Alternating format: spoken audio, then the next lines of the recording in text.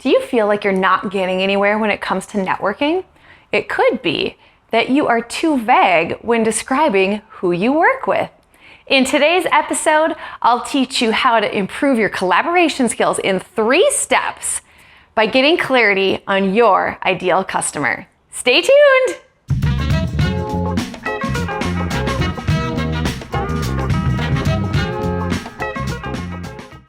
Hey powerhouses, I am Coach Marissa Reyes at The Power Within, empowering health and fulfillment.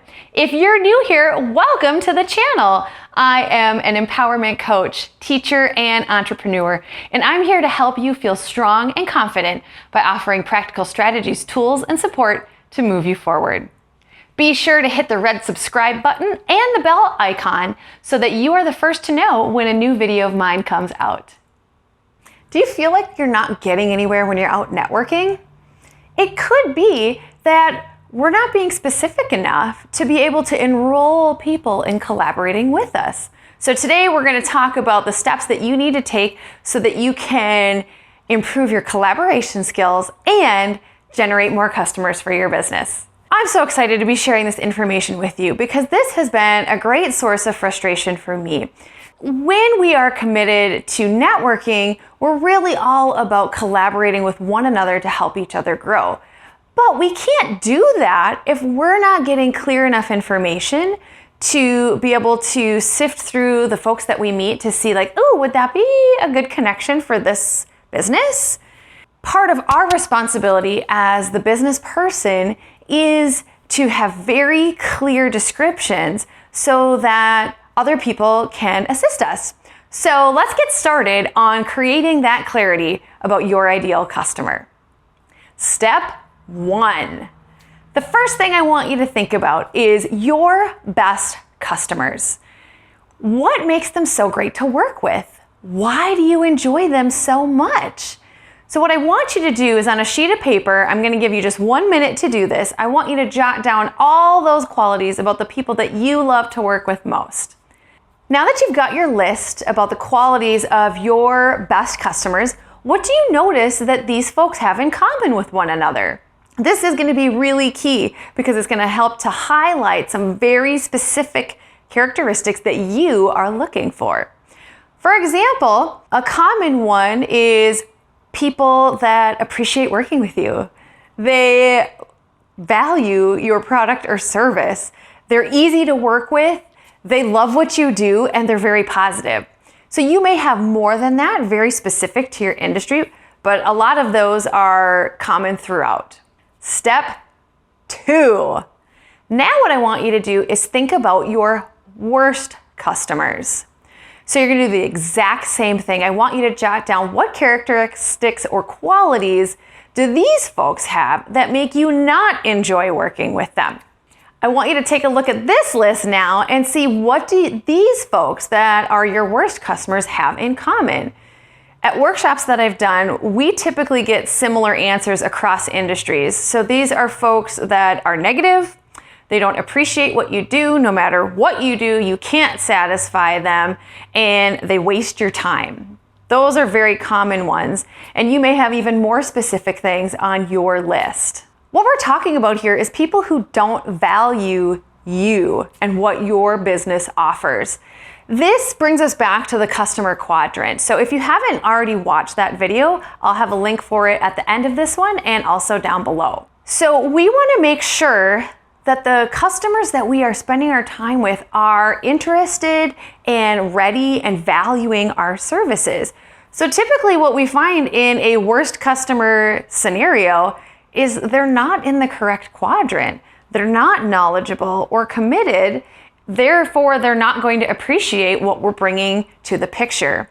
So to improve our collaboration skills, we want to make sure that we're clear with other folks who's a bad referral for us because we don't want them sending people in those quadrants to us because it's not going to be a success.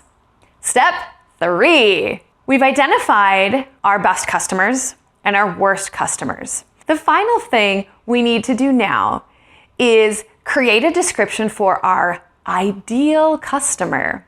So in addition to the characteristics and qualities that we've already listed out, I want you to think about, what is this person looking for? What is their pain that you can create a solution for?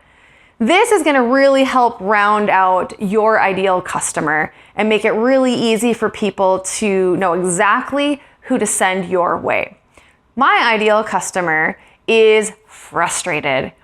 They have tried everything that they can think of and they can't see a way out. They are looking for help and they're willing to do whatever it takes to transform their situation. So do you see how different that is than if I just said, I'm looking for someone who would like help in transforming their situation? I haven't included all of the pieces in that description, and even more powerfully, by being very specific, I also helped highlight who's not right to send to my business. So now I want you to compile that final piece of information so that it's an easy statement that you can talk about. When you're out networking, now what you're gonna do is make sure to incorporate all this information every time you meet someone new to network. So whether they ask you or not, I want you to make sure that you talk about a great referral for me is, and then provide your answer to the ideal customer. And then I also want you to specifically say a bad referral for me is, and then give another specific answer. So in my case, a bad referral for me is someone who you think needs my product or service, but they don't want it. They are comfortably miserable and they are not interested in doing the work to transform their situation. So yours is going to be totally unique to your business. When you can combine all three of these pieces, talking about who's a great referral, who's a bad referral, and clearly identifying what your ideal customer is looking for, you will notice a dramatic improvement in your collaboration skills with other networkers, because now it's very clear in their minds what you're looking for so that they can help you. And hopefully you're talking with people who give you clear answers so that you can find the right people when you encounter them to send their way. If you found this helpful, I've got an entire section on this in my book, Cultivating Possibilities. I'll have a link for it down below. Okay, powerhouses, that was how to improve collaboration skills by clearly defining your ideal customer. And now I want to hear from you. What themes did you notice as you looked through your best customers? Based on what you know now, how will you describe your ideal customer? I'd love for you to share it in the comment section below. And lastly, how will this new information impact your marketing? Want more tips like these for free? Be sure to hit the thumbs up button, this red subscribe button, and check out all the other empowering videos on my channel. I believe in you. You can do this. I am Coach Marissa Reyes at The Power Within, empowering you body, mind, and soul.